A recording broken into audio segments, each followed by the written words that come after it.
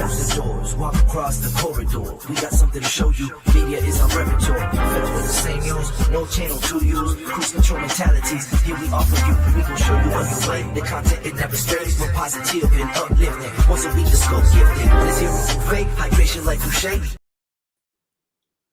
What is going on, everyone? Welcome to another week of Mediascope, all things media, tech, and pop culture. I'm happy to be with you. I was on last week, but it was a special thing I did only on Instagram because it was the ending of the Fundable Founders, the Pharrell Williams Fundable Founders program I was in. So I was live from Miami.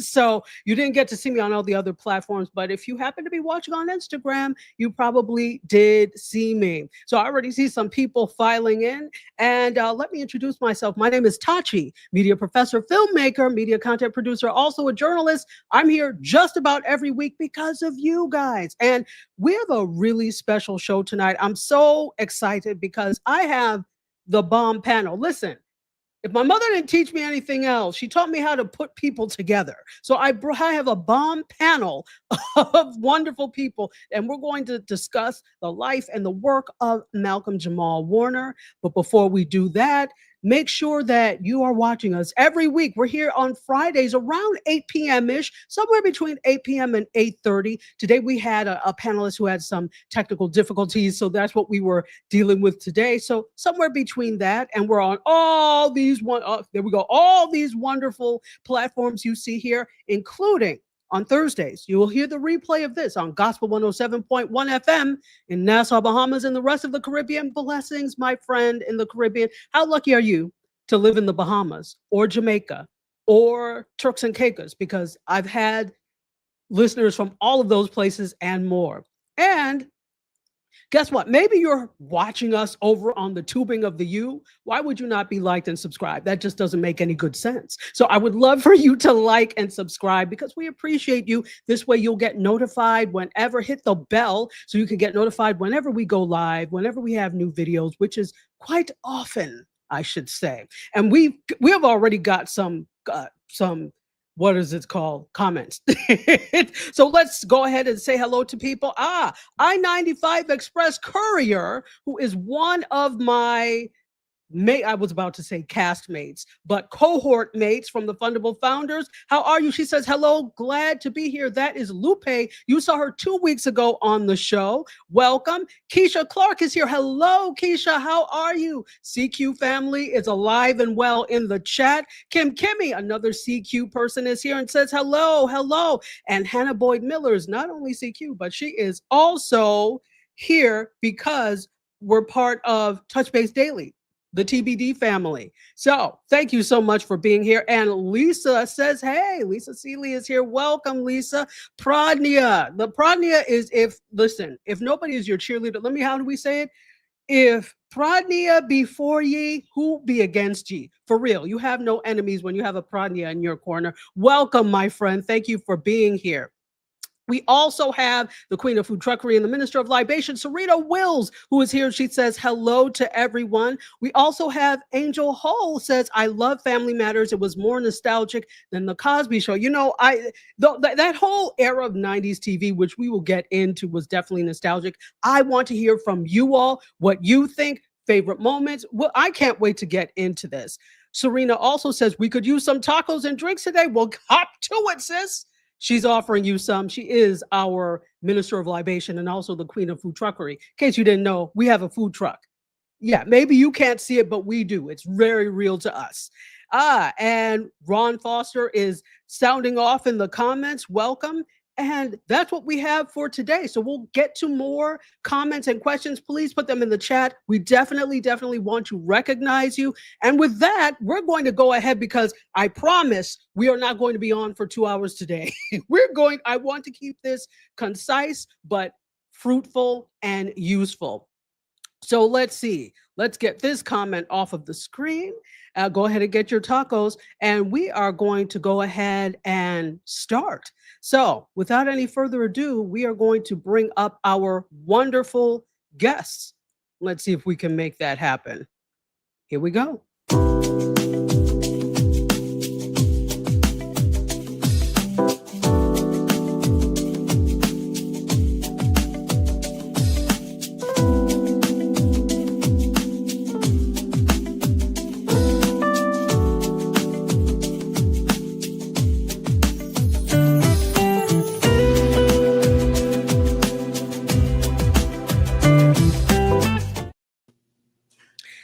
Wonderful guests. How be ye? How are you all? Outstanding.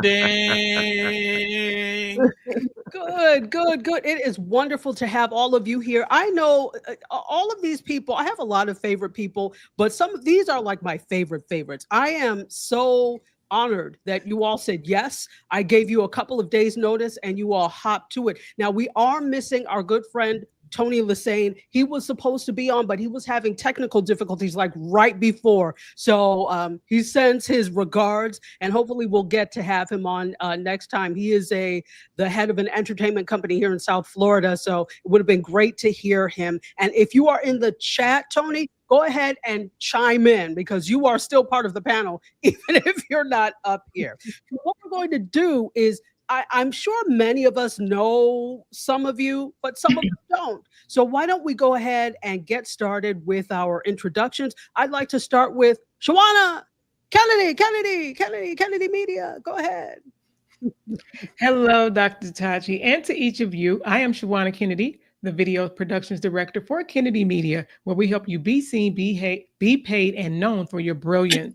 Also, hey, I'm one of the fortunate ones that I not only have one show, but I have two shows on Indie Soup Media Network with, our lovely host, Dr. Tachi, where it's all things you first, that's self-care, mental well-being, personal development, and empowerment. And then that's followed up back-to-back on Monday nights, Eastern Standard Time at 7:30 by C-Suite, a CEO Chat, where I get to host some amazing entrepreneurs and business owners, multiple 6 and 7 figures from all over the globe, where we talk about the good, the bad, and sometimes ugly of what it look and feel like to be a CEO. So yeah, that's just a little bit about me, but I can't wait to get into this conversation tonight. And we're happy to have you here. And next up is going to be the man of the hour himself, Dr. Vibe. Go ahead. What is up, family? Dr. Vibe here from Toronto, Canada. And I've hosted and produced over 6,000 online shows, 2-time Canadian Ethnic Media Association Award winner. I also co-host and co-produce the only online show in the world for dads, fathers, and male caregivers that is sponsored by Dove Men Plus Care. And since 2020, we've reached out directly and indirectly to over 400,000 dads, fathers, and male caregivers around the world. And as always, I'd like to say you're blessed, highly favored, a magnet for miracles, solution for someone's problem. And I'm excited to be here. And I have content once in a while on this platform, but it's not about me. It's all about us, family. I'm excited to be here. Let's go. Let's go indeed. And next up on the docket, we have someone who I haven't seen in a while, and I'm so glad she said yes to being here. Dr. Alicia, go ahead and, let's take him down first and go ahead and introduce yourself, please. He's on mute. I think you are muted, my dear. I missed you, Dr. Tachi. I missed you too, my dear. Happy to be here today. My name is Alicia Watkins. I am a social work college professor. That's my full-time job. I teach in the Masters of Social Work program at my home institution in Illinois. And I'm also a therapist. I have my own practice, coaching with Dr. Alicia. And I work with couples. I work with individuals for healing, for wellness. And I'm happy to be here today. Wow. Well, we're happy to have you here today. And we'll follow Dr. Alicia up with another man of the hour, Ron Lewis. Show yourself. Hello, everyone. My name is Ron Foster, and I am a professional published photographer based here in New York City. I'm photographed all over in different parts of the world and here in New York City. I also have an amazing podcast and community called Touch Base Daily. We meet every day at 11 o'clock here Eastern time. And it's a great community of wonderful people that get together. We talk about politics. We talk about photography. We talk about a lot of stuff. And but most of all, we are a strong community. And that's what it's all about, building a community. And that's what we do. All that is very nice, but do you all peep the view of New York City directly behind him? Oh, and this is my view. He just casually says it. Look at the sunset. How lucky are we? It's a beautiful backdrop for a beautiful person. Thank you so much for being here. And finally, last but not least, we've got Gwendolyn G.R. Houston Jack the Third Robinson. No, just kidding. Go ahead. It is Gwendolyn G.R. Houston Jack. I go by G. I am the the creator, the podcaster, the career coach with a twist. We do all the things, and luxury family photographer. That is that. And I too have, is it 4 shows on Indecent Media? I talk. It's 4. It's 4 I'm a shows. soapbox queen. So we have Let's Wine a Little. We also have Ladies Listen Up. So it's creative for women who are going through the journey of unlearning what they've learned. We have Small Biz Bites, where we celebrate other small businesses. And then there is my favorite girl, Listen, where we get into topics about women's health, reproductive rights, and we just sort of shoot the breeze. So I'm excited to be here as well to have this conversation. I'm super excited to have every single one of you here. This is going to be an amazing conversation, and so we'll get right into it. I want to start a little bit. First of all, condolences, in case anybody happens to be watching, condolences to his family. This is something that's really hard. And this was, I want to share something. This was interesting because I don't consider myself someone that generally has parasocial relationships with characters on television. Mhm. I'm a TV addict, okay? I am a media addict, hence why I teach what I teach, hence why I study what I studied, hence why I do what I do. But I've never really got into these parasocial relationships with characters. I never really, and I hadn't thought that this was really that this would have an effect on me. First of all, who expected it? But when it happened, I was at the dentist and I happened to look at my phone and I said, oh, and I never gasp over things like that. I don't. So they automatically knew right away what the problem was, what happened. And it was the fact that Malcolm-Jamal Warner had passed from a tragic swimming accident in Costa Rica. I didn't realize until this moment how much it felt like a piece of my childhood was gone. So anybody can answer this. What was the moment like for you? What were the feelings when you found out that he had passed? It was really like, wow, for me, like, wow, because it's always a shocker. Nobody likes death. But when you're not expecting it and it comes and catches us by surprise, not God, but catches us by surprise, it really can knock you off your feet. I do recall, and I know my phone was ringing. My husband ran in my office and he was like, Shawana, look what happened. And of course, on social media, because of what I get to do, it immediately was on every thread. And so it really did. It caused one pause to think about his family, his life.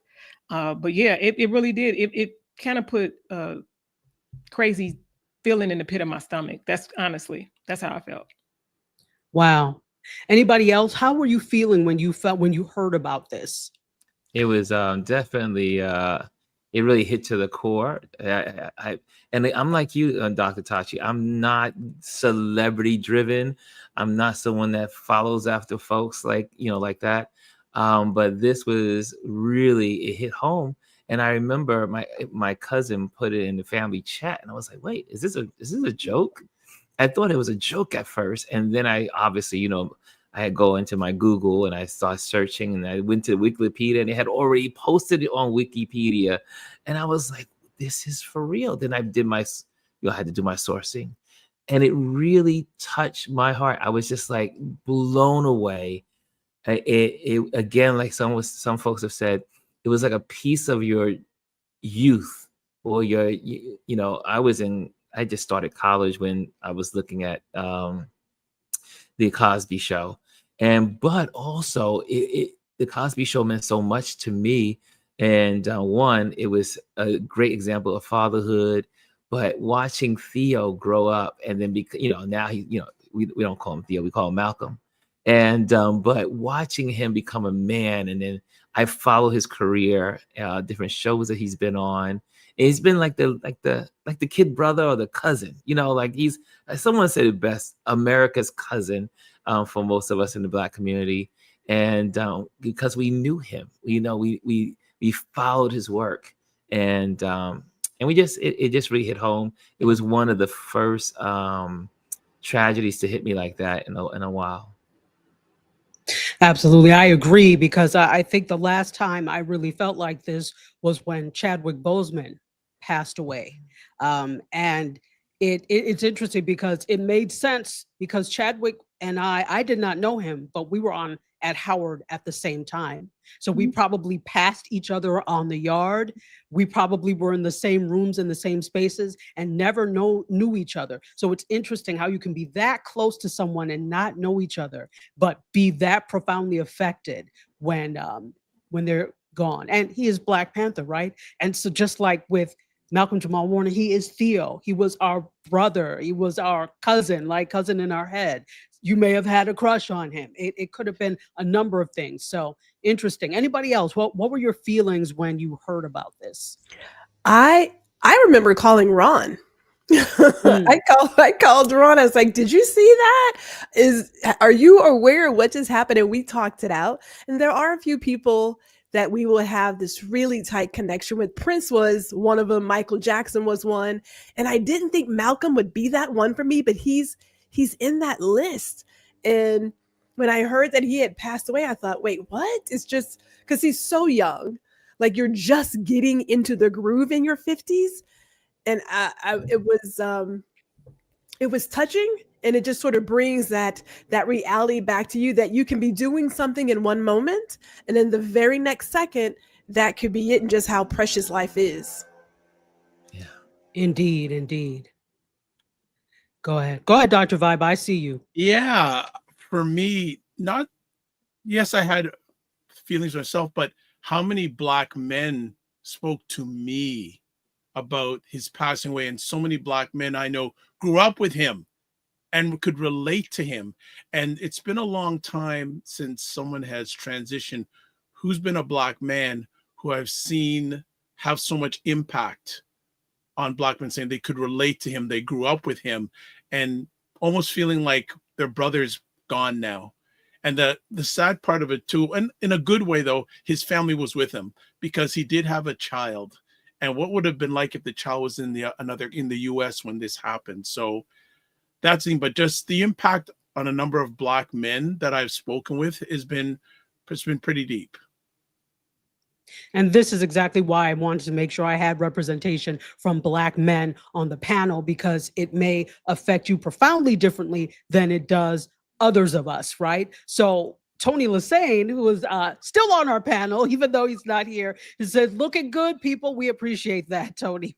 We miss you, but you're here in spirit, definitely." We also have Serena is going ahead and she is slinging the libations. Thank you so much. We need them. We're going to need them tonight. We've got both alcoholic and non-alcoholic, so take your pick for tonight.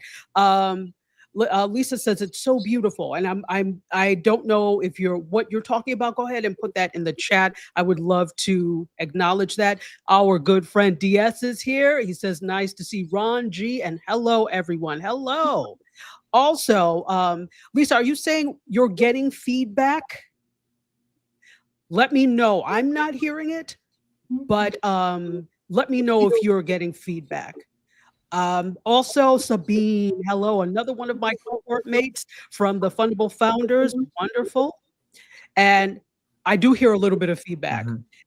So guys, make sure that you are not listening to this at full speed. If you don't have earphones on, I have headphones on, Ron has headphones on. If you don't, turn down your sound a little bit, because that's just the sound cycling through somebody's speakers. Okay, so let's see. We also have, wow, Dr. Vibe is in the house. Indeed, he is. Bryson, BMZ himself, says, "What's up to me and everybody? Thank you for being here." The Full Plane says this: "So sad. I still watch The Cosby Show to this day. I watch over 3 times a week. He was part of my childhood as well, like family." Keisha Clark says, "I was in an airport and overheard someone mention a Cosby actor. I went online and wasn't ready. It left me breathless." Indeed. And Food Plane says, "Malcolm, in my opinion, is a legend. I have to agree. When we see the effect that this has on us, he really does have iconic status, and I never would have thought that. But Mhm. now that he's not here, we realize how important he was to the media landscape, how important he was to not just Black people, but people in general, people at large. Sabine says, I felt the same when Chadwick passed away. I posted a tribute after his passing. Absolutely.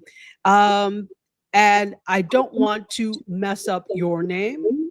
I think it's Gabagul Ovahere. I hope I'm said it properly, but thank you for being here so much. So we'll take some more.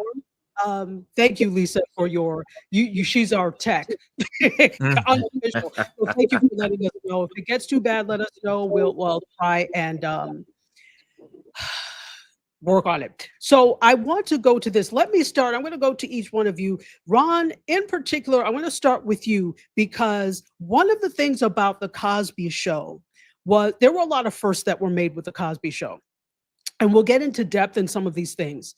But one thing that is interesting was this is the first time that dyslexia was covered with any real depth at all. I can't, to be honest, I can't remember where it was covered at all on a sitcom, or unless I just wasn't watching it, or in television in general. But for it to be covered on a character in a sitcom that's really popular on a Black male was just phenomenal. Now, I want you to talk about this because you have a very interesting similarity with Theo's character, with Malcolm's character Theo. Yeah, I mean, it was interesting when I first saw it on Bill Cosby Show, and they were talking about his interactions in school and how he felt about learning and how he was trying to figure out what was wrong with him, and then a lot of the attributes that they were describing I had gone through myself, and then once they put a label to it that it was dyslexia, and I was like, oh my gosh, that's me, that is me.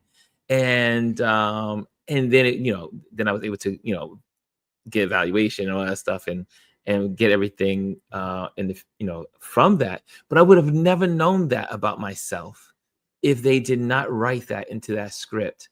And so that was really monumental. I was in my first year of college, I think, around that time, and maybe my second year of college, and it finally made sense. It was, I'm in the midst of moving and everything, and I went through my old report cards, and I was like, wow. And I saw these trend lines going through of what teachers were saying about me. But if they only knew that I had dyslexia, then they would have understood my situation. And I was a great student. I mean, I did great in school. I mean, I had I was A student in junior high school, B plus in college. But I've always been. But what it did also, it helped me understand why I use associations to help me learn. For instance, when I was in high school, I would just paint all of my questions and answers with green markers and yellow markers. And also it made me into an organized person. So I became an organizer, working later on in life, as in also working in interior design.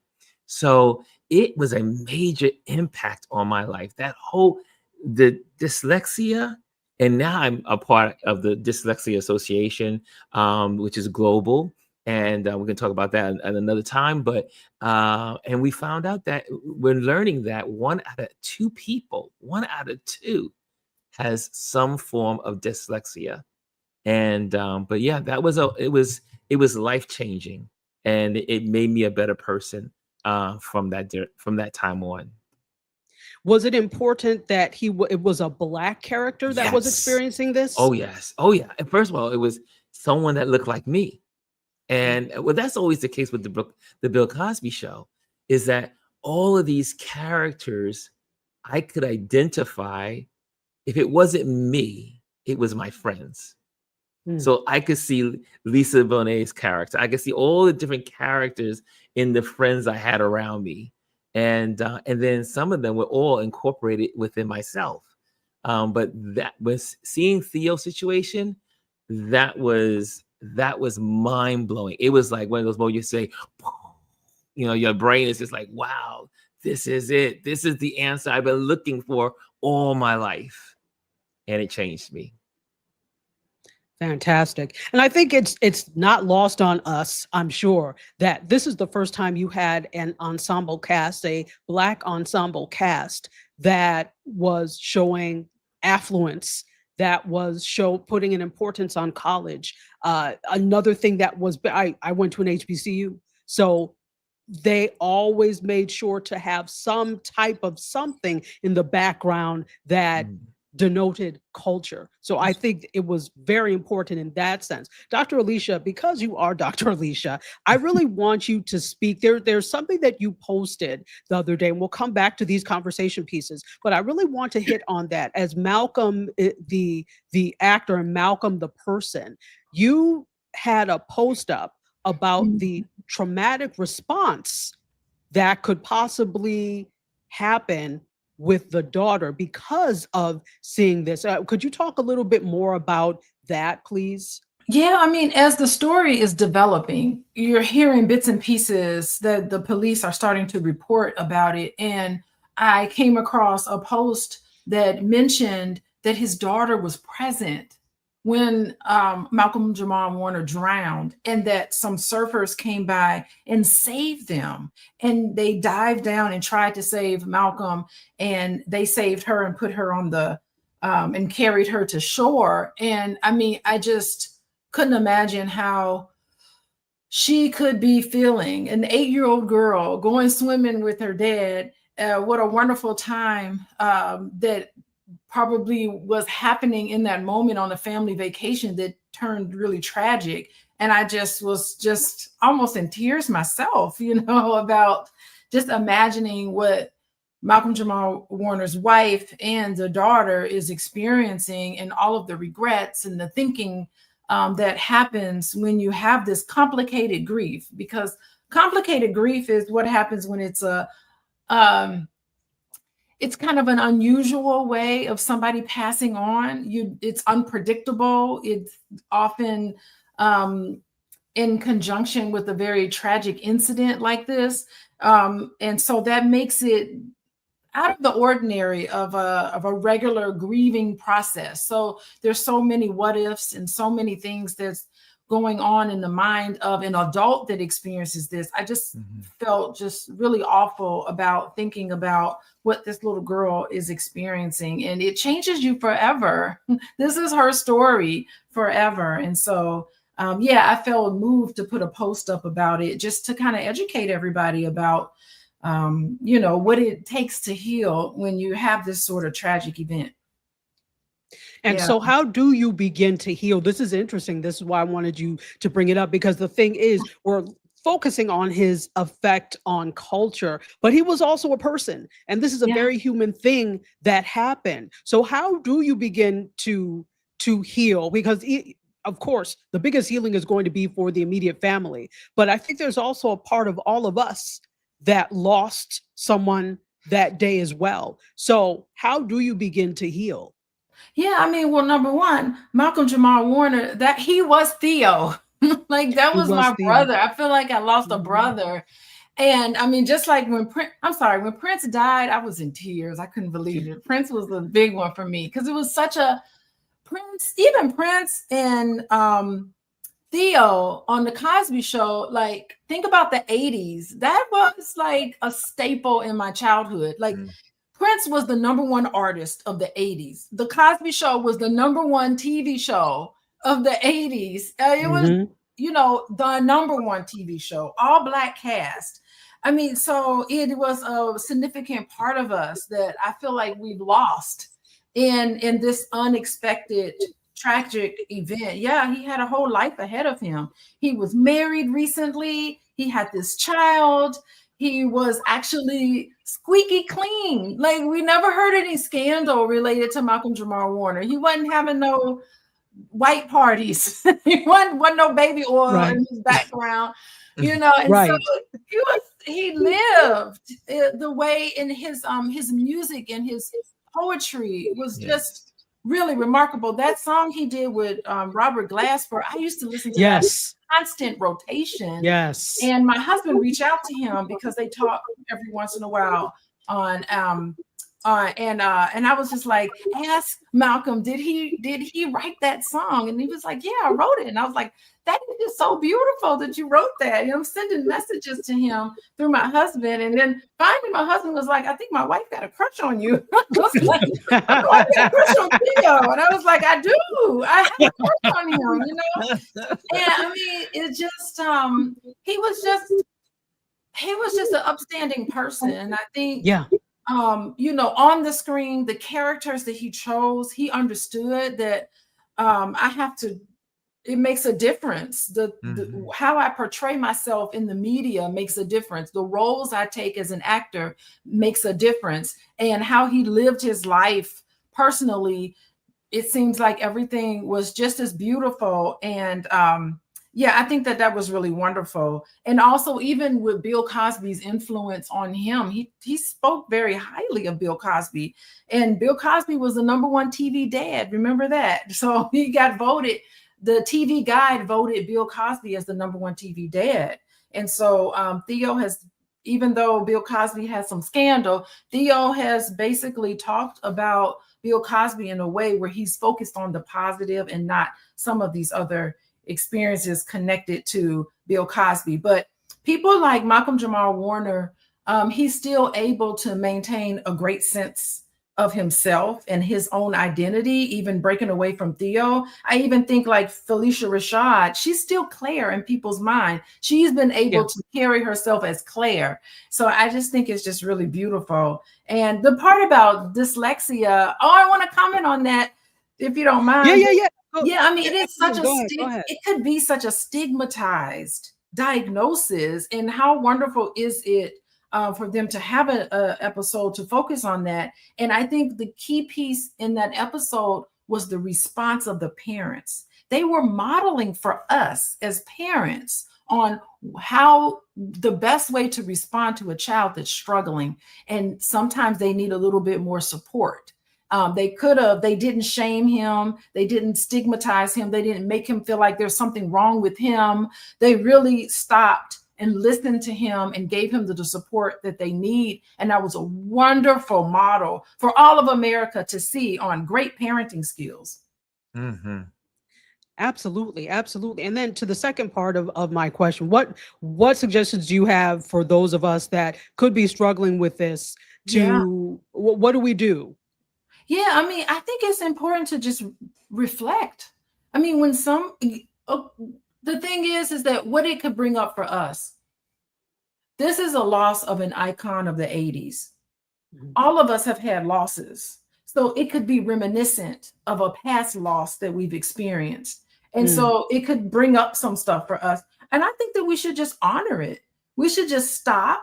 We should pause. We should have conversations like this and take time to just dig into how we feel and connect it. Explore the range of feelings that you have about a loss. Loss is terrible. It's, you know, no matter, even if it's a loss that's anticipated, it's nothing prepares you for something that's important to you. So, you know, children who have lost a parent, it could be coming up. Some things could be coming up for you in that way as well. But I think that there's no way to bring that person back and just get into the reality of the fact that we have to honor people's memories. We have to remind ourselves that life is very precious and it can be taken away from you. I mean, the undertow of a vacation could be a significant change in the life of an entire family, like the Warner family. And so I think it just reminds us to live our life to the fullest. Live our life to the fullest, because you never know when it's your turn to go. Amen. Live your life to the fullest. So I'm going to, when I do this little break. We're going to come back, and I've got a question for our soul Canadian on the panel, Dr. Vibe.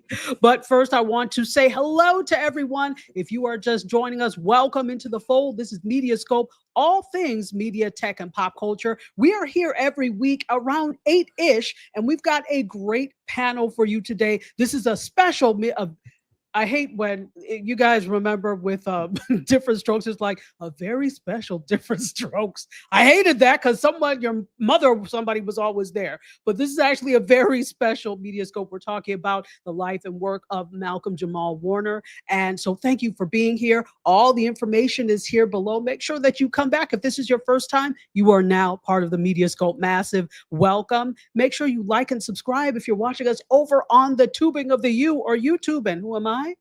I'm Dr. Tachi, media professor, filmmaker, media content producer, also a journalist. And I'm here with these fantastic individuals that are next to me or behind me. They'll come up in just a moment. I do want to take some comments. Cass says his poetry was awesome. It was truly phenomenal. And you could tell it came from heart and soul, definitely. Also, Keisha says, be inside of the grief collectively. Miss Elise is here. Hello, Miss Elise. Welcome. And she says, exactly. And the food plane says, yes, it's not the years in your life that matters as much as the life in your years. That makes it that the years in your life as much as the life in your years. Absolutely. 100%. Felicia, hello. Fifi says Malcolm transcended childhood stardom elegantly. I have to 100% agree, and we will talk about that transition shortly. And Miss Elise says Malcolm had developed such an amazing voice. Absolutely. Prodnia says, I waited until he grew up to have a crush on him. Well, he just aged like, he was a boy, then he became a man, so I could see where that came from. Okay, somebody, that's a favorite moment. And you know what? I would love for you all to put your favorite moment. It does not have to be the Cosby Show, although that may be what you're most familiar with, but from any of the shows that he was on, anything that he did, do you have favorite moments? Let me know. Put them in the chat because I'd love to honor him by reading out those favorite moments. We already have one. I love this one too. Dance Mania was my favorite. Also, when the men got pregnant, as food played. My favorite, the Gordon Gartrell shirt episode. But I also love Dance Mania. That was hilarious. Let's see. Cass says those are the kind of moments when a person realizes they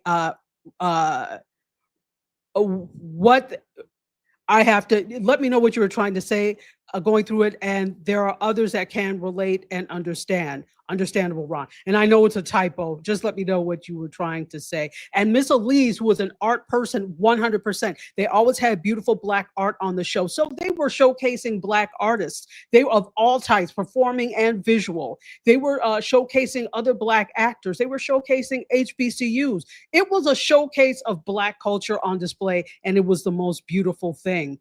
Fantastic. And Serena says, wow, to Ron. Yeah, the story is amazing, which is why I wanted him to share it. So let's see. I-95 Expressway. Thank you for putting that in there. What fond memory do you have of him or a favorite episode? So you know what? Let's ask the distinguished panel. Oh, sorry.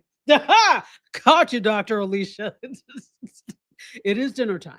So what fond memories do you have? Actually, before we get to that, let me go to Dr. Vibe. Dr. Vibe, as the sole Canadian on the panel, you are now speaking for all of Canada. Oh, mercy. Even the Northwest Territories and the Yukon Territory. You're speaking for all of them. Nova Scotia. You're speaking for all of them. I'm kidding, but let me know, although there is a sizable Black community in Nova Scotia, what was the effect that the Cosby Show and Malcolm-Jamal Warner at large had on young Black Canadian men or Black Canadian men, or was there any effect? Yeah, well, I think a number of different, not only when he was on the show, but after his showtime, he embraced his true self. in the public eye. Like I saw a clip the other day, and I don't know if anyone's seen it. He's basically saying a poetry about being Black in front of this orchestra, and the orchestra members were all non-melanated, and I saw some uncomfortable people there, but he spoke his truth. And he also, for a lot of Black men, he's created a legacy that uplifts the next generation, and he also supported and guided each other through shared experiences. Getting back to dyslexia, and I just wanted to add on to it, I agree with Dr. Alicia, how the parents handled it is so important. And they highlighted his struggle with dignity, and his family rallied around him, and that was huge for all parents, but especially us Black parents, because we needed, and we always need, that positivity when it comes to the Black family, especially when in times of adversity, and that show handled it with such grace. But yeah, the Black men here, there's so many things I could go on forever and ever in regards to, but he also navigated stereotypes. Yeah. And also mentorship and brotherhood. Yes. Supporting and guiding each other through unique experiences. So there's so many things as a young Black man who had his health challenges, he modeled not only during the show, but he modeled even more after the show. Because for many people, when they're in the spotlight, after they have that big show, you don't hear from them again. He was grace during the show and after the show, and he just did things and he let his actions speak. Absolutely. If I just may add on to that, you also, absolutely may. Because how many times have we seen so many childhood stars' lives in tragedy? And I have to say, the kids from the Bill Cosby show, they all have successful careers in whatever they're doing. And again, looking at Malcolm's life and what he was always conscious of his roles, the roles he played, they always had some kind of meaning, or they had some kind of uplifting for the male, for Black men to be able to look at, what Black youth or college Black students could look up to. He picked his roles very, very meticulously. And so those are the things I think of really also that really impact a lot of us, especially we dudes. We look at his life and say, wow, this is an amazing gentleman. And we watched him grow up. Indeed, we watched him grow up. I do want to, before I go on, back to the dyslexia thing for a moment.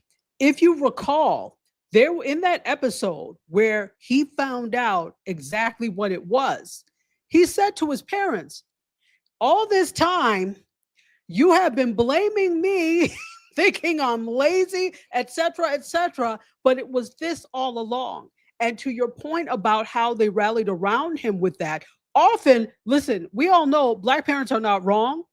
So instead of, they don't apologize. Instead of apologizing, they're like, there's food in the kitchen, right? So to actually own up to the mistakes that they made, it really said parents are not perfect. They try, they just want the best for you. They try. So I love the fact that he called them out. Listen, no, you said I was lazy. You're blaming me for this. And that is so real, because parents often will blame you for whatever without knowing what and it's not necessarily the parents' fault. It's society that puts in place, this is the way things should be. And if you don't meet up to this, something is wrong with you. So instead of investigating what the issue could be, we automatically put it on the child or automatically put it on the person. So I loved to see that, where there was this realization, oh yeah, we did blame him for that. We're sorry. Oh yeah. I love to see that. Absolutely. Absolutely. Gwendolyn, I want to come around to you, and then I'm going to come around to Shawana, and then we'll take some more comments. I'm really wondering the effect that Malcolm-Jamal Warner had on you, either from, let's take it, for example, from the Cosby Show perspective, when he played Theo. What did that do for a young Black girl growing up in Texas to see that type of representation? Oh man, you read my mind, Dr. Tachi. Because my dad just knew Wavelength. that I was going to go to college in New York City, which I did. Ended up at NYU. So for him, it was like reenacting Dr. Huxtable's role, right? He really loved it. Education became a thing in our house. But if I may say so, you know, I didn't have a crush on Theo. You know, now Carl Payne, he kind of caught the eye. But I will say this, like someone else mentioned, when he got older, I was like, oh, look at that. Okay. So, you know, he ages, I'm just saying, he aged extremely well. In that regard, there was definitely some feelings there, but I'm going to have to jump on the education bandwagon and talk about dyslexia too. I mean, I know we're all talking Go about ahead. it, but as a person who volunteers now in an elementary school working with kindergarten kids and currently first graders, I can now see where maybe there is this invisible disability that is there. And so when I see these kids and I get that teachers can't help them, but I think in the back of my head, having know this now, it would be great to have a family show how to rally around a child who has a disability that you may not understand and that you can't see, because we had it. Like we had it. So we got to see how when your child is not meeting society's expectations, which are its own little thing, that there is still a way to say, I love my kid. I'm here for my kid. I'm going to do what's necessary for my child to get everything that he, she, or they need. We don't have that example anymore. And more to that, for another child to see this kid, right? Because they need to see that there is somebody who's just like me, who has this problem, if you will, this disability. We're missing that. We're missing it. So although it was not a direct thing, when I work with these kids, I think about that because I got it from someplace, right? Like TV does have an impact on us. Those characters, they do impact us in one way or another. And that shows up in my volunteering. But I will say it again. Now, when he was in Suits, okay, he was kind of cute. I was like, okay, Malcolm, I see you. I see you. Just saying. Absolutely. Absolutely so. Let's bring you down. Yes. So I think for many of us, we know him as Theo, right? That was the biggest role. He was, I think that is the longest role he had. What was it? Was it 7 years? Not 8 just 7 years. seasons. 8 years. 8 years. And he remember, was the go ahead. first. He was the first young son, on a black son on television. There had never before his role been a black son that was a child, young person on TV to a black And that family. speaks volumes. Yeah. That speaks volumes because there is this unfounded fear of young black men. So to have a young black man in a major role on it, that's huge. That's huge. And if you ask my opinion as a TV addict, there hasn't been a show that's been able to adequately depict the way Cosby did. Everything else ends up being overly slapstickish, or you know, so it was comedy, but it was comedy wrapped with lessons, wrapped with culture, etc. And I haven't seen that since. And Malcolm-Jamal Warner was part and parcel of that entire thing. So 100%. 100%. Go ahead, Dr. Alicia. Yeah, I want to say something about that. They had Sure. child psychiatrists and psychologists as consultants for that show. Yes, They had absolutely. Alvin Toussaint and James Yes. Comer. They Yes. had them consulting, so they had influence. And I mean, my favorite episode was when Theo fell in love. He fell in love with Justine. Yes. And I think like that is something we rarely could see, like a young black kid falling in love with a woman and then having his heart broken and how he dealt with it. And, you know, it was like really beautiful. He later on, I think, started dating her in real life. He did. He What a did. beautiful couple. But, you know, I think you're right. I think the Cosby Show, we can't talk about Malcolm-Jamal Warner without talking about the Cosby Show. But I think like the Cosby Show, now that I'm like thinking about it even more, listening to you guys talk about it, the Cosby Show was part of that era where the parents were smart and the children were trying to outdo the parents. If you've noticed recently, comedies, it's always like the parents are clueless and stupid, and it's the children that's really intelligent. So it's Correct. like this switch in television comedy pieces where it's like the parents are kind of dumb. They don't know what's going on, and the children are constantly outsmarting the parent. And that's the trend now. So it was part of that era. And, you know, people did make fun of this show about it being elitist, and that, you know, Theodore Huxtable, like, what kind of name is that? It was almost like people thought they were just this bougie family that doesn't represent Black people. And Black people are like, hold on, we come in all colors, shapes, sizes, and socioeconomic status, you know? So it's like, no, this is who we are. There's tens and thousands of families that live like this. So it was something no one had ever seen before. But I remember like just his name, Theo.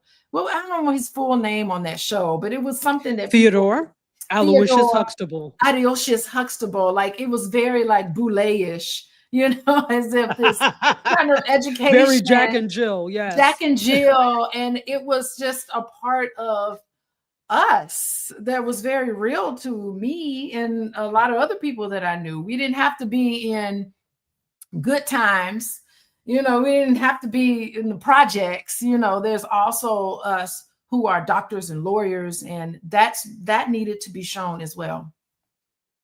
Oh, absolutely. I think that this is a big point, that for the first time, I mean, if we're talking about Cosby as an institution, you saw a family that was not afraid of having money, could never. Here's the thing that got me. You mentioned Good Times.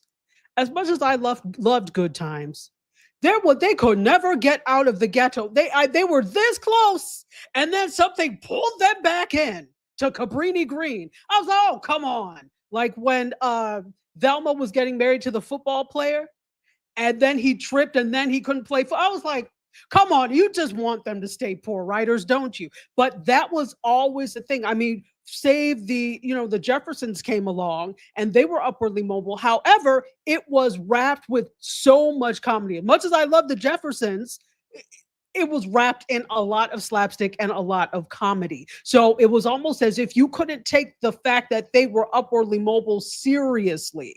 This was the first time that you could seriously take that. And let's say that not every family, just like not every family was the Cosbys, not every family was the Evans family either. So I saw a lot of Cosby type families. And for people to say that that wasn't realistic for me, am I not a human?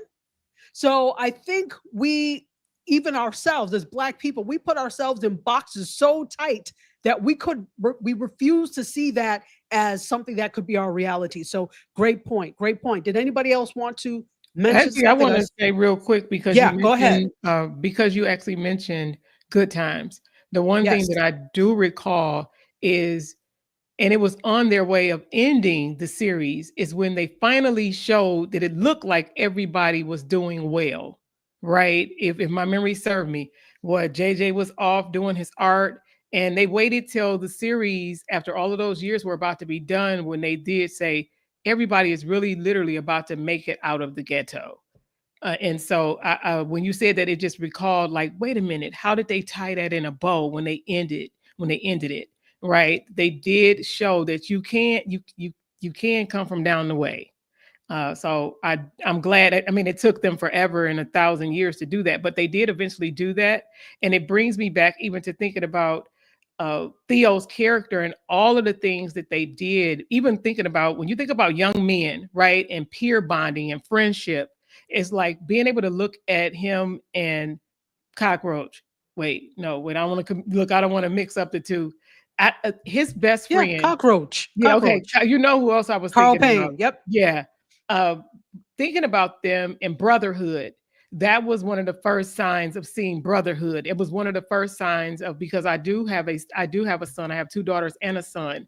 So even looking at this and even watching the reruns with my children, because of course that was during the time when I was, much younger, but then because they did the reruns so often, watching that again with my own children, it's like they took this opportunity to touch on issues that you wouldn't typically hear. And so I applaud, minus the other scandal, I have to applaud Bill Cosby and the writers and everyone for the amazing job that they did to bring out a lot of issues that just were not being discussed, especially in that era. And when I think about it being a generational gap, all the way from Gen X, Gen Z, A, B, C, D, E, F, G, there was something that we all can still learn, even if you watched a rerun. You can see where they had fun, they had their issues. And I'm pretty sure people, if you had a large family, you would then say, which one of those family members am I most alike? Right. And because I'm a creative, it's like, who did I see parts of myself in? I believe at some point, if you really watch it, it's like, who am I like? Or do I just like them because they're feisty, or because they're shy, or because they're curious? And it allowed us to really tap into who we were if you were a child or a person that really looked into being more self-aware, where it could really hit home and teach you some lessons that you may not have been able to have in your own home. Because I know it has been through some amazing television where me and my children have had the opportunity to come together to then say, let's discuss this, where it has really truly opened up the platform for us as a culture to say, this is something okay to talk about. And me, myself, some of you know, I do have 2 adult children, but I also have a minor child who is still in high school. So there's definitely a generational gap there. And so the way she responds to different things and how we were saying earlier, they would just blame the child. In this case, it's kind of different in real life now, having those conversations with my now junior in high school, where she's like, but no, Ma. And then so that means we have to work through it. And I have to really listen at the things that she's saying, because they are coming from a different lens. And a lot of times, sometimes we don't know what we don't know. So I just appreciate what they did with that whole series, that whole sitcom, and what he did to represent Black young men and even older men beyond that television show. Yeah. Excellent. Thank you so very much for that. Let's take some comments and questions. And remember, audience, you are part of this conversation as well. We'd love to have your questions if you have anything that you want to bring out, but definitely loving the comments. So we have Shawana had said Malcolm-Jamal was used as an example to give so many different life lessons. Indeed. And Lisa Seeley says, yes, for me, it was a trigger thinking of his wife and daughter after losing their husband and dad. Unfortunately, I know that feeling. It's off. Yeah. And I thought about that, Lisa. So I'm sure that it means something very different to you. Definitely. Ryan O'Neill Knight is here, the co-host of the Morning Vibe. Hello, Ryan, all the way from Toronto, Ontario. Welcome. Thank you for being here. And G says that she loved his episode on Suits. Which episode, G, are you talking about? Okay, so this is when Mike Ross. You got quiet, so this must be good. Right. Mike Ross went to he was in prison. And so he was the guy trying to help Mike Ross come to terms with his foolishness. And so, in so many ways, he was the he was like one of the warden people, he was the people who work with the inmates to see if they could be rehabilitated. And so they had this back and forth, and there was a lot of great conversation there, talking about self-awareness and being honest and the whole 9 yards. And the man was looking buff, so I watched for all kinds of reasons, but it was a good episode. It's a good episode. That's all I'm gonna say. Okay, on Suits. And then Ryan says, I loved him on The Resident, but the financial expenses example was my favorite. Interesting. He had, I don't know if you all saw, and I lost it, but on Key and Peele, he was a guest one time, and he did this whole Black Republican skit with them.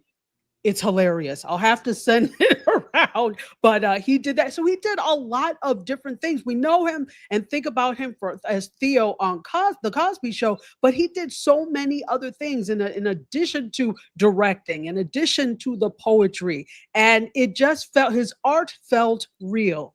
It didn't feel forced, like I'm doing this because I need to make money because I'm an actor. And this is it. Every single thing he did had thought and purpose. At least it came off that way. Sabine says her favorite moment was when he learned about adult. Oh, yes. That was a good one. That was a good episode where he was in the real world apartments, and they listen, they came up with some. That is one of my favorites as well. Let's see. The Food Plant says jazz was showcased as well as the importance of education. Indeed. Let's see. So Bryson said that he saw him on Sons of Anarchy on FX and a couple of episodes, 911 on ABC, indeed, and the last episodes of him. Exactly. Yes. Sir Benjamin, hello. Go ahead, Dr. Patrick. I just want to add some more things about him on the Cosby Show. So him as Theo was a game changer for a lot of young boys. Because before Theo, was rare to see, as Ron mentioned, it was rare to see a young Black man on TV who was just allowed to be himself. Yeah. Smart, but not perfect. Funny, but not a stereotype. And loved and supported by his family, but also challenged by them. He was also facing regular issues, school, peer pressure, learning differences, growing pains. But the difference was he was allowed to be vulnerable. Well, let me ask this of all of you. This is a great point, but it feels like you are only allowed to be vulnerable in certain spaces. So do you think it's a result of his character having some affluence around him, being in places, in schools where there were other people like him, where it wasn't taboo to be yourself? Do you think that I would say yes. Because our environment is a big key. I really would, because if you don't give your kids the space, if you don't give them the space to know that their voice is important and that they can express themselves, that's why we find out stuff much later. And one of the things that I learned too, I always grant my mother grace because I'm the second oldest of 5. And I always remember to grant my mother some grace because I know that she was only doing the best that she could, especially during the time that she had me. She was the second oldest of 17. My grandmother had 17 children. Wow. And so to know that me being a mom, having 3 children, it's just, I wanted to make sure that my children knew that I was a safe place for them. So those are things that I always kept in mind. That's why we took opportunities, television, to look at what was happening on those shows like that, to then see if there was an open door when children don't know how to talk about something, to where maybe we discuss it after the episode is over. Absolutely. Great point. Thank you for that. So I think, let me get to some more of these. Sir Benjamin said that the highlight was what HBCU sweat top would Dr. Cosby wear. 100%. I think that and Different World was really the first exposure that many people had to what a historically Black college and university was. Those 2 shows and School Days, I'm telling you, those 3 pieces of media unilaterally had the effect of making so many people choose HBCU. And that was something the culture needed. So I loved it as well. Was somebody going to say something? No. Yes, go ahead. I was just thinking, so the other night I saw a quick clip of Steve Harvey's show, and it was about Romeo and how his girlfriend had bought all this stuff for him and he hadn't bought anything. And he was telling Steve that, hey, I'm going to get her something next week. And he's like, that's only good if you're married. And he's like, I had to spend the money to pay the light bill. And he was like, well, just tell her that. He said, well, I can't tell her that because I'm Romeo. I'm the man.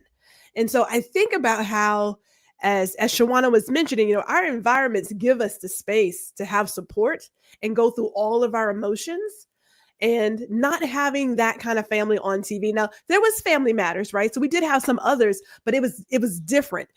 There was clearly a shift in how we saw young Black men and just Black men in general on TV.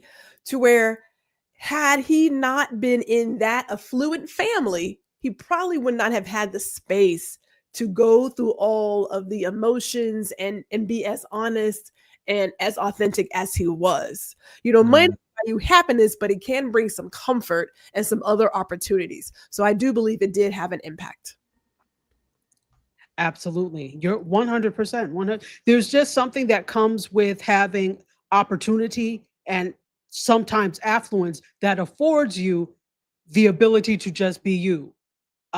You can't afford to be you in any way you want when you're just trying to make it. When you live in a neighborhood that you're going to be not only, talked about, but maybe beat up for that. So it's not to your advantage to do that. So very understandable, very understandable.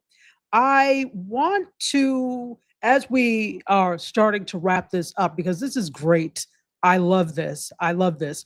I want to actually turn our sights to legacy. In your opinion, what was the legacy that Malcolm-Jamal Warner's work built for, let's take young actors that are coming up now? What do you think his legacy is? What legacy has he built for young actors? If I can get permission to do on that, I was going to say this to him, but I think I'll share it now. He built a career on integrity, versatility, and meaningful representation. And he never shied away from roles or projects that challenge stereotypes or push conversations forward. And for many Black men, he's proof that it's possible to evolve, adapt, and stay true to yourself in an industry that often tries to box us in. So that's what I have to say on that one. Wonderful. Anyone else? His legacy?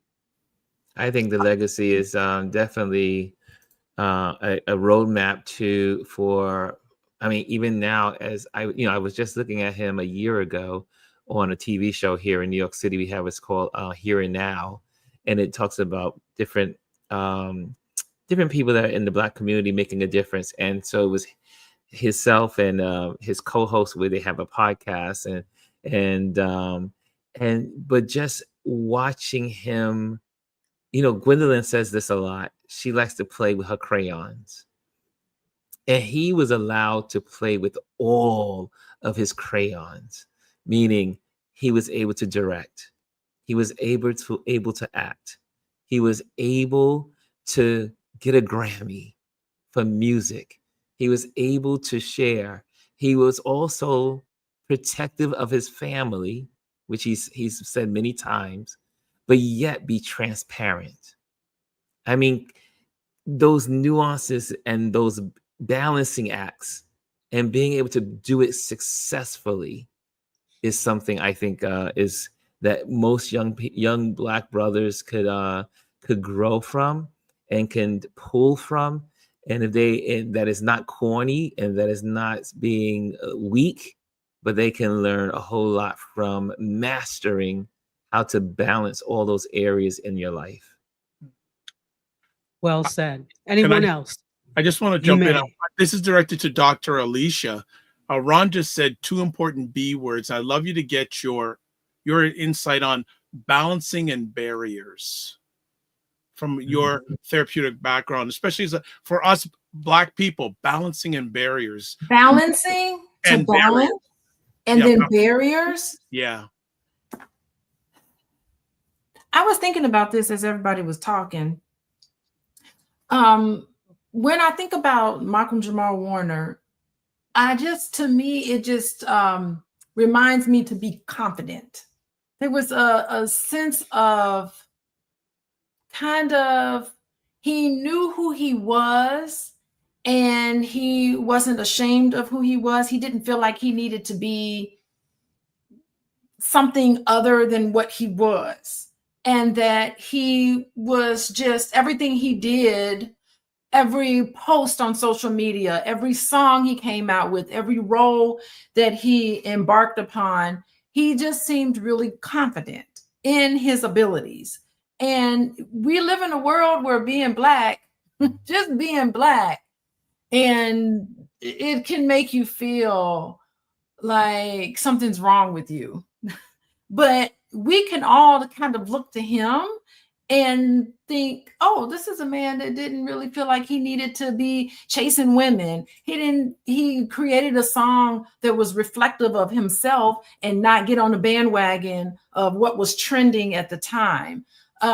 He just seemed, I don't know, he just seemed to, I don't know, he didn't seem to need to be in the spotlight 100% of the time. He didn't feel like he needed to marry somebody who was super duper popular or be a power couple. He married a woman that he said he deeply loved. And he was like, that's the lady I'm going to be with for the rest of my life. So, yeah, I mean, I think with balance, he's been able to establish and maintain a marriage and to raise a child. In terms of barriers, I mean, just his role, from what I'm hearing from everyone else, yeah, just being Theo Huxtable, he broke a lot of barriers and he was able to maintain that. I hope this is not the end of an era. Maybe, you know, I know we can never go backwards, but it would be great for going forward, we could just be inspired by the Cosby Show and by this role. We're all sitting here talking about this. If he hadn't passed away, we wouldn't have this conversation today. So he's bringing us together in memory and honor for what he's done and his legacy at the age of 55 or 54 or 55. 54, yeah. 54, his legacy, you know, it's there. And we can, you know, we can reflect on that and learn from him. So confidence, I think I get my own confidence just by thinking about Malcolm-Jamal Warner. Absolutely. Yeah. Really quickly, I wanted to piggyback on, I hate that term, but in tandem with that, it's great to be inspired, but we need to be active as well, rather than passive. What actionable steps can we take to really incorporate what we've seen from what Malcolm-Jamal Warner has done and shows like Cosby, etc.? What actionable steps can we take to actually include those in our lives? I think we need to be, I'm answer that while I'm here. I think we really need to be true to ourselves. We all know what we want to do in life. And we know that day-to-day tasks or things that we think can get in the way, worry and anxiety about the future. What if this happens? What if that happens? And living in the past and being remorseful and regretful about something that happened in the past that was less than ideal. I think that we need to learn and explore and try to figure out who we are and our purpose in life, and just have the integrity to follow that, no matter what anyone else says. No one can live your life for you. And I think that is the life that Malcolm-Jamal Warner lived. And I think that is what we need to take with us. Just be our authentic, transparent self. Yeah. Well said. Anybody else want to speak to legacy before we wrap this? Yes, my dear. Go ahead. Are you going, You're Shawana? on mute. Go ahead. Look, myself or Gwendolyn? You pick. Flip a coin. Okay. Okay. Since I'm speaking, yes, I will actually say this and leave with this. One of the things that for people who do know who I am big on visibility.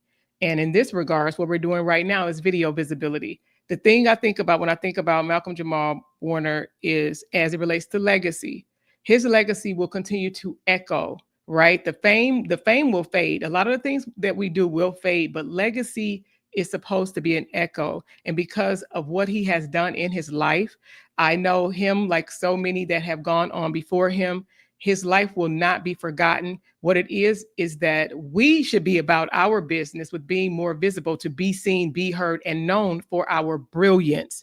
And for a few of us, we do and are benefited by the bonus of actually being paid for what we get to do. And so we can look to him and stick our chests out with pride, for me, and just say, you know, well done, right? right? If this was a good book, well done, thy good and faithful servant, because he lived a life that people will talk about from now to eternity. And that's why we have to, because no man know the day nor the hour. We have to be about the business and show up in who we are, not just whose we are, but who we are, because we don't know when that time may come for us. And we want people to be able to then look to our character to say, that is someone who I borrowed from their confidence. Like Dr. Alicia mentioned about confidence. And confidence is, like you said, Dr. Tachi, is things that are actionable. Confidence is something that is built. You can borrow mine, you can feel my energy, and you can say, oh, I like that, I like him, I like her. But what can we do today that our future self will thank us for, and that our legacies will echo as well? So we honor the life of Malcolm-Jamal Warner. Amen. Hear, hear.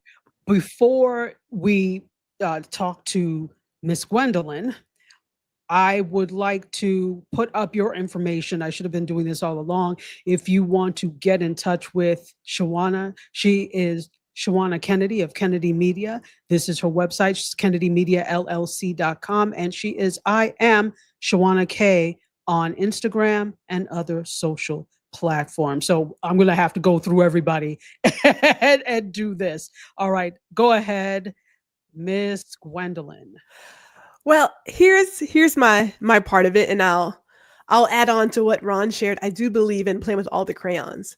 So when I think about Malcolm, the one thing I take as a creative, and we are all a creative, is that we are creating our legacy. A number of us are not going to get the limelight, but there will be just as many people at our homegoing service or our celebration when we leave this earth after we have done our purpose, so we have finished our job. So for each of us who are here, two things I believe that are actionable, and I had this chat with Miss Elise just the other day. One, keep creating what you're creating, because I believe the good Lord made all of us creative. We have a lot of different paths, and our purpose is to go out and share our genius. So I do believe in that. But the second part is, if there is any one person who has ever in any shape or form impacted you, we should give them those flowers today. We should just go ahead and say, you know what? Thank you for creating this podcast. Thank you for writing that book. Thank you for giving this post. Thank you for that cool cup, whatever it is, because a lot of us don't get to hear how we have impacted someone. I am sure the people who know Malcolm have shared that. I remember his interview on The View, and Raven Simone shared how he impacted her. So sometimes we get to hear that thank you, and a lot of times we don't. But since we're in this moment and we're fully aware of what's going on, then why not keep creating? Because that is your legacy, is how you live forever. But then also tell the other people who have impacted you how they've impacted you, and tell them thank you. And please keep doing what you're doing, because it's changing my life. It has left an impact. A good number of us are the unsung heroes.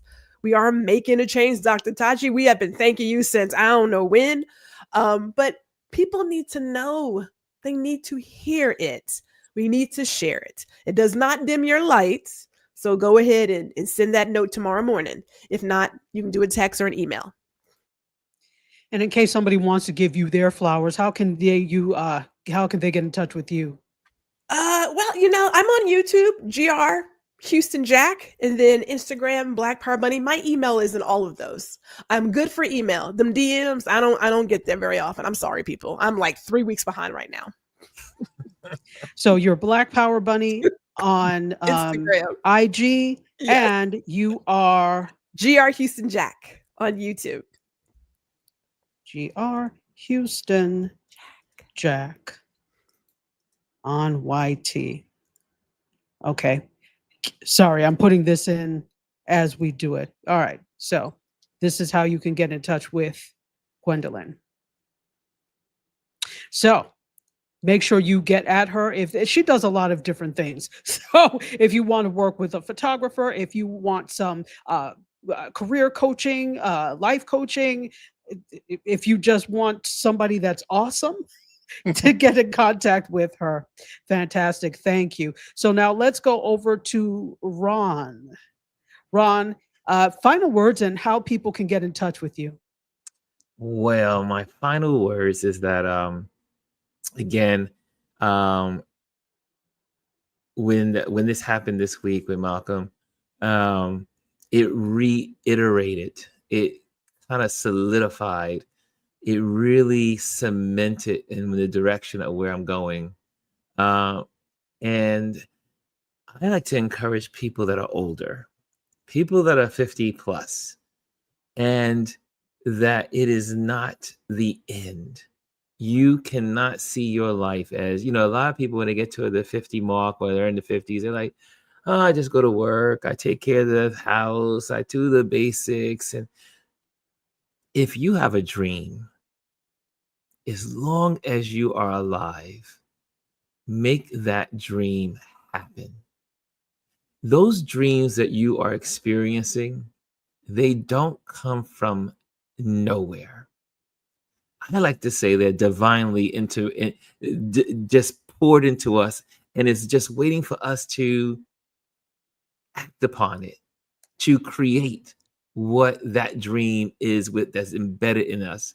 Some want to sing, some want to dance, some want to do art, some want to be, travel the world.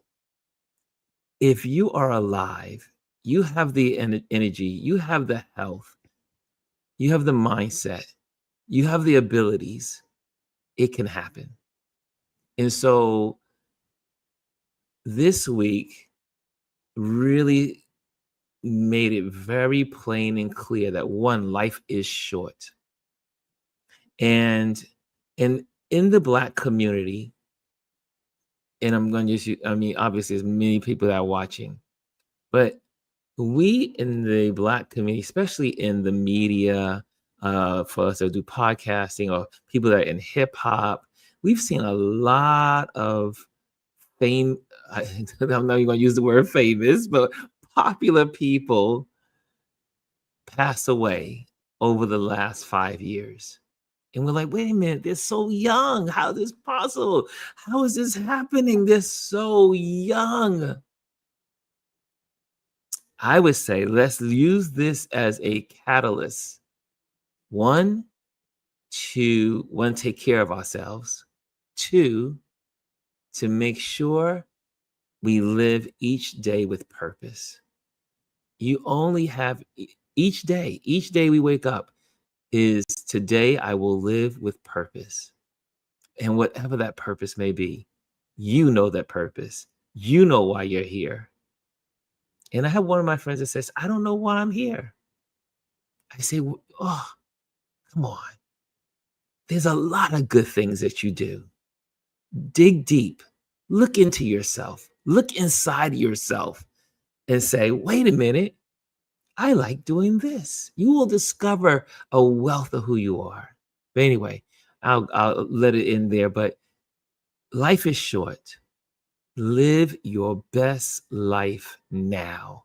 And don't be afraid to start today. It's never too late to make your dreams come true. And where can you find me? You can find me at Ron Lewis Photos on all platforms. TikTok, Instagram, YouTube, all of those places. And so look me up at Ron Lewis Photos on IG and also YouTube and all the other platforms. And I do go into my DMs. So if you want to reach out to me, you have questions, you want, hey Ron, how can I do this? And you see something that I'm doing that may inspire you. I love sharing. So make sure you reach out to me, talk to me, DM, slide into my DMs, as they say, and I will definitely get back to you. The doors of the church are open. Dr. Alicia, we didn't put your information up. Final words, and how can people reach you? You can reach me at Coaching with Dr. Alicia. That's my website. If you want to contact me, you can also follow me on Instagram at Coaching with Dr. Alicia. I'm on TikTok. I am on YouTube, all things social media, Coaching with Dr. Alicia. Final words. is Ashe to Malcolm-Jamal Warner. Great, wonderful man, great legacy he's leaving behind. Condolences to his family.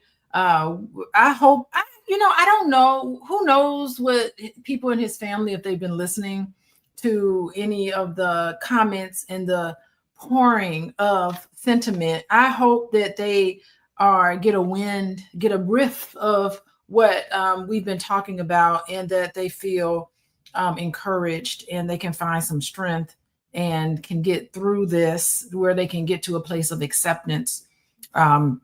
It's going to be a process. Everybody grieves in their own different way, but we hope that they are comforted by just not only our video, but there's been just, hundreds and hundreds of videos that have been, and pictures and condolences, and I hope that it gets to them. Yeah. Amen. Dr. Vibe, we did not get your info. So final words, and how can we reach you? Well, first of all, rest in power, Malcolm. And I can only speak for myself. You have challenged me to be better, because you always challenge yourself to be better. Also, I'm going to pick up on two quick things that were said by our friends here tonight. One thing with Ron, Dr. Tachi, you and I have a very good friend, Mario Armstrong. And one of the things that he says is dreams don't have an expiry date. One thing. And Gwendolyn, in regards to saying special things to people, this will be 30 seconds. A few years ago, I met a gentleman named Robert Leung. And one of the first things he said to me is something about a living eulogy. And I said, Robert, what do you mean, living eulogy? That doesn't make sense. And he said, don't you realize, Dr. Vibe, a lot of times people say the best they want to say about someone when they've transitioned. And he said, Dr. Vibe, if you care about people in your life, if they're special people, write them a letter, get them together with you, preferably face-to-face, if it has to be on video camera, and read that letter of caring, or those words of caring to them, and give it to them, because you never know what people are going through, and we always need that encouragement.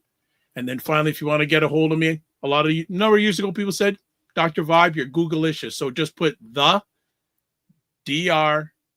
Yeah, there we go. That's it.